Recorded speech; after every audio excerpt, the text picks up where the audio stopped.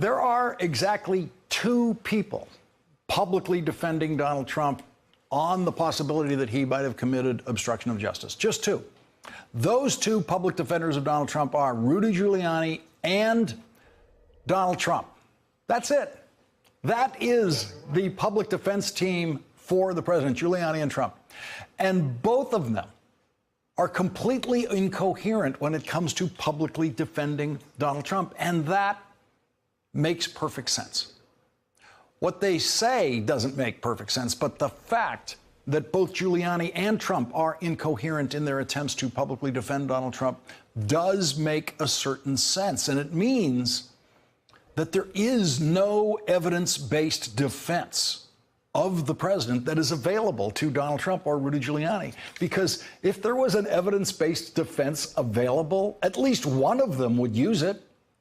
The country and the world are long used to the fact that Donald Trump is generally incoherent most of the time about most things. An incoherent person, though, with a wildly disorganized mind and no attention span could conceivably have a very good legal defense that could be presented by a good or average or even below average defense lawyer. But that's not what we have here. We have Donald Trump, an incoherent client who has been a public liar his entire life, being defended by the newly incoherent Rudy Giuliani. And that is a very, very big deal. And what it tells us tonight is that the president of the United States, as of now, has no good legal defense against any of the accusations that Special Prosecutor Robert Mueller might bring against this president. It doesn't mean that the president is guilty of anything, but it is just stunning. Think about it. Stunning that the president of the United States and Rudy Giuliani, as of tonight, have no good public defense of the president. It's one of those things that's a very big deal, but we can't yet be sure of what it means. Nobody can be sure of anything. He's absolutely right about that. Nobody can be sure of anything. None of us can be sure of what to believe as of now. But how strange is it that that was Rudy Giuliani's answer to this question? The meeting with the Russians, how can you be sure if the president didn't know beforehand? Rudy Giuliani's answer to that was, nobody can be sure of anything.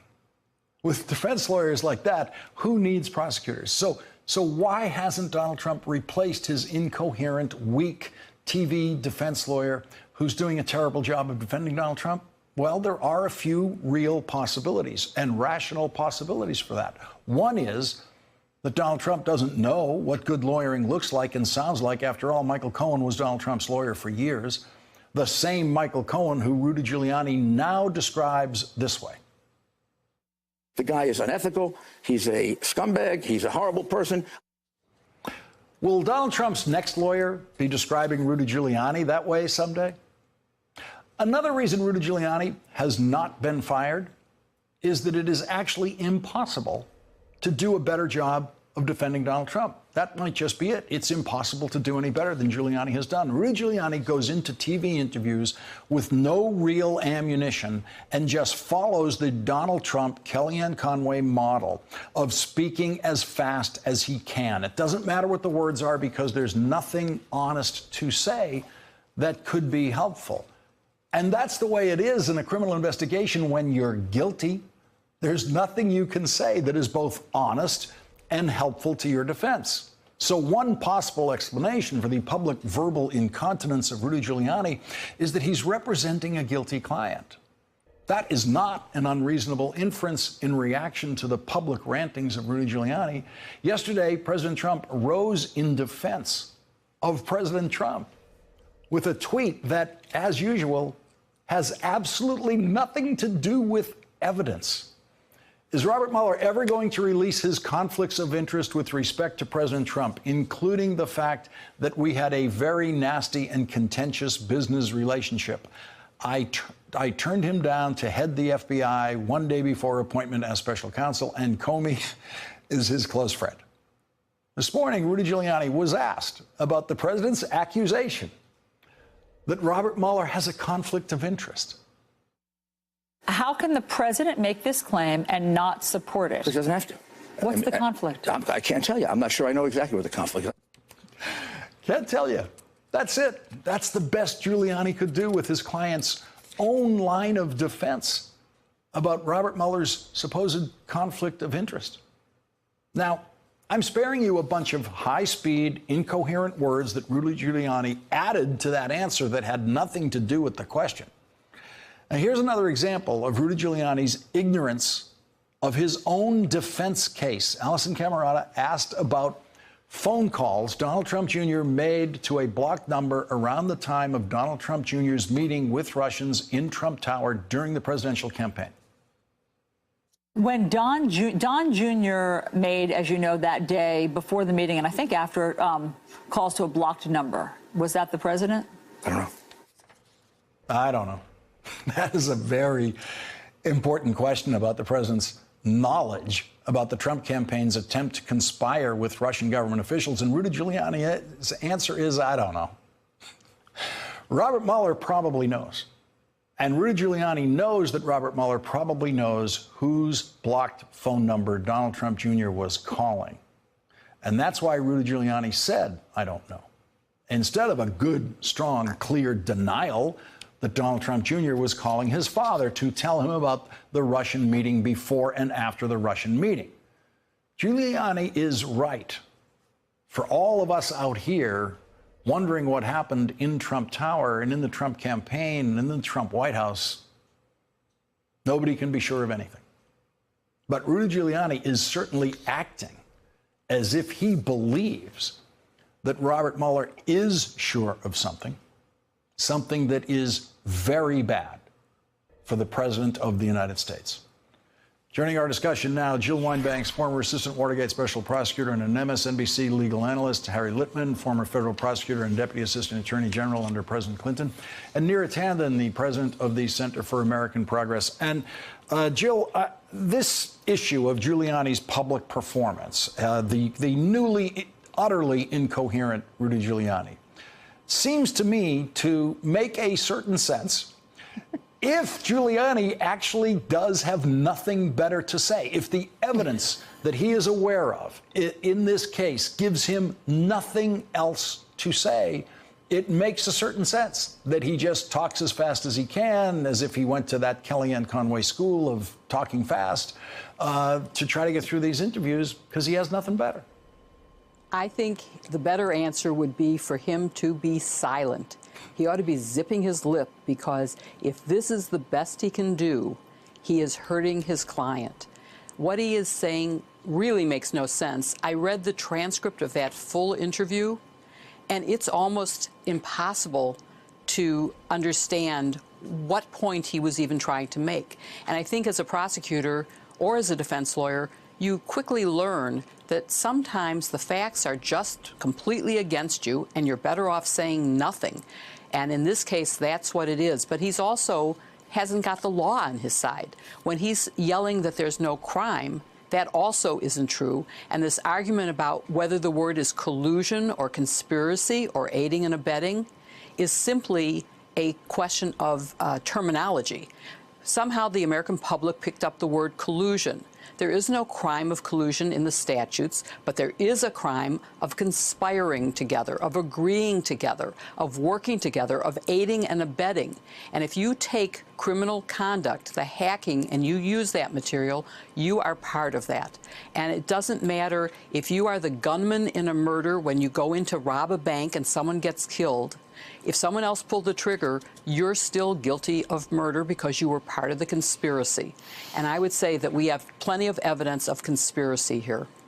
Neera, what Jill says about staying silent is absolutely true for most possible criminal suspects in their attorney-client relationship. But a politician, as you know, is in a different situation, and politicians feel compelled to defend themselves publicly at every stage of these kinds of processes.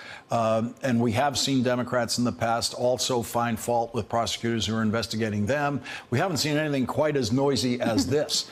But if Giuliani has nothing better to say, and if there is a political calculation by Donald Trump and Rudy Giuliani that someone has to be out there defending the president on TV, it's hard to think of a better way for Giuliani to do this. If he's going to go on TV, just talk fast, don't make any sense, don't worry. Donald Trump's voters voted for someone who doesn't make any sense. I think that what's happening here is really that they don't have a case, they don't have a legal case, right? This whole debate about collusion, I mean, first we should just point out Donald Trump said there was no collusion for a very long time. Now Giuliani is like, oh, there was collusion. It's just not illegal. But what they're really doing is just playing semantic games to give an argument to their base at this moment. Because what's I think is really happening is that they don't have an argument for the prosecutor. They probably know the prosecutor has a pretty strong case of aiding and abetting a crime, conspiracy of a crime. They're not really disputing that. Giuliani's playing a semantic game about collusion itself, which no one has said the word collusion means a crime. Obviously, criminal conspiracy is a crime, but he's playing these word games. And I think what he really is trying to do, and what Donald Trump has been doing this entire year, is he believes he will skate free of this if Republicans are unable to act on any report of indictable offenses. And he's disciplining his troops and disciplining the Republican Party to attack Mueller, to oppose, to say everything's political, to make up this new argument that there's conflicts of interest, but they won't tell us what the conflicts of interest are, to basically malign the Mueller probe. So Republicans will not act on a report.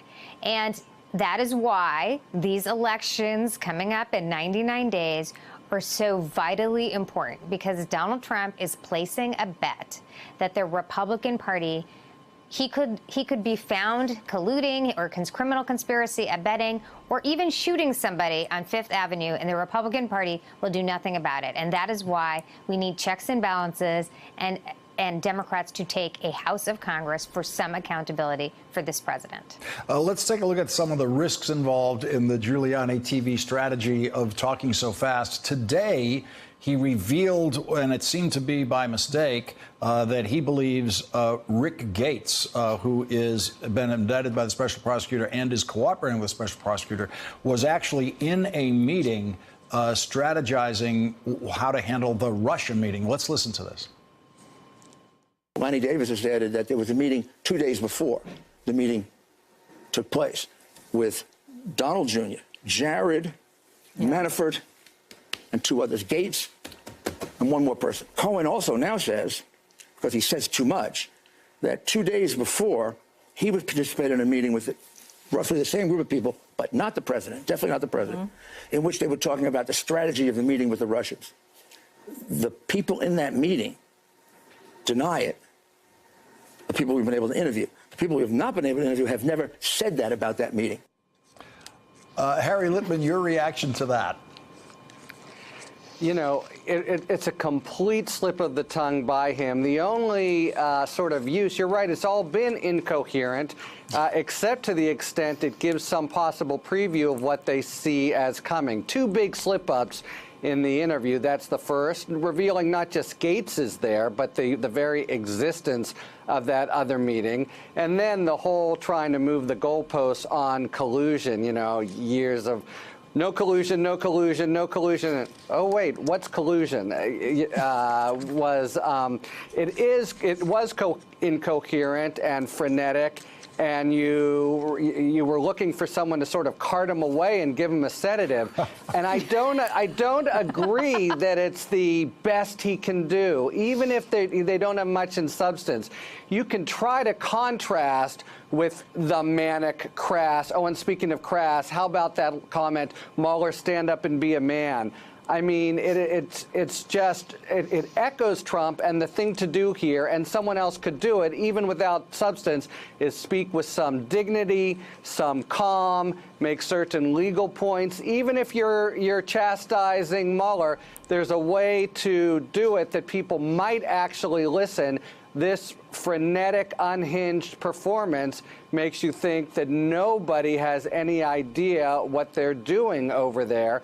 And the real lawyer in charge, Emmett Flood, must be tearing his hair out listening to both Trump and Giuliani, completely losing it on national TV. By the way, at least Trump's tweets are all going to be admissible. Everything he says would come into court.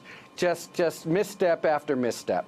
And Nir, it seems that Rudy Giuliani's calculation, if there is one, is that what worked for Donald Trump in the campaign to eke out a win in the Electoral College can work here. I mean, I would have to say, for everyone on TV, what part of the Donald Trump presidency has been dignified so far? I mean, who associated with Donald Trump is thinking the first job is to be dignified in their response on TV or anywhere else? But I think truly that Rudy Giuliani is just doing a kind of carnival barker experience here, experiment, and trying to just throw sand in the air, muddy the waters, make people believe there's some response. Donald Trump has been incredibly successful in getting a minority of the country to agree with him on some pretty wild claims, and I think that is their strategy going forward, to just get their base to believe this whole thing is tainted. The one thing I would say, though, is that this strategy post-Helsinki, I think, will be much less successful because people saw themselves, the broad public saw themselves, Donald Trump basically kowtowing to Putin, and this whole issue of Russia was made really clear to the American people. And public polls since Helsinki have shown stronger support, even amongst Republicans, for the Mueller probe and for finding out what happens. And that's why I think the White House is almost in this panic, and Giuliani's performance is so panicked, particularly on the eve of the Manafort trial. And Jill, as to the question of conflict of interest for Mueller, Rod Rosenstein said in testifying to Congress that there is a process in the Justice Department for bringing conflicts of interest to them. They're open to it. You want to bring them a conflict of interest, they will examine it. And he said there are no conflicts of interest with Robert Mueller. And the notion that the president offered him or considered him for FBI director is unclear. We have never heard Mueller's side of that conversation. It could be that Mueller went in there to explain to the president that he could not do it and possibly make some suggestions to him about who he should choose. We don't know what was in that conversation. Exactly. And all of this really is nonsense, because there was a lot of discussion about potential conflict of interest having to do with Mueller's golf club membership at a Trump club and some dispute about the fees. And that was resolved a long time ago. It was reviewed by the Department of Justice. There is no conflict of interest. The president is simply repeating over and over again, because it seems to have some effectiveness. He just keeps saying, in the same way he says no collusion, and then hopes that his base will believe that, even though it isn't. And he argues, as he has done, that the facts are not there, that the law isn't there. And, you know, the truth is, if the law is against you, argue the facts. If the facts are against you, argue the law. If both are against you, you better plead guilty. And I think we're getting to the point where we can see guilt very clearly. And I think he is now worried, because I think he finally has seen all of the evidence that came from Cohen's office. And I think if there's any leaks coming, it's coming from them to get out ahead of this. They want to protect and sort of get the first word. It's a very basic tenet of trial advocacy that if there's something bad, get it out yourself on direct examination. Don't wait till cross. Jill Wine-Banks, Harry Lipman, Nir Attendant, thank you for starting us off tonight. Really appreciate it. Thanks for checking out our YouTube channel. Subscribe by clicking on the button below for more from The Last Word and the rest of MSNBC.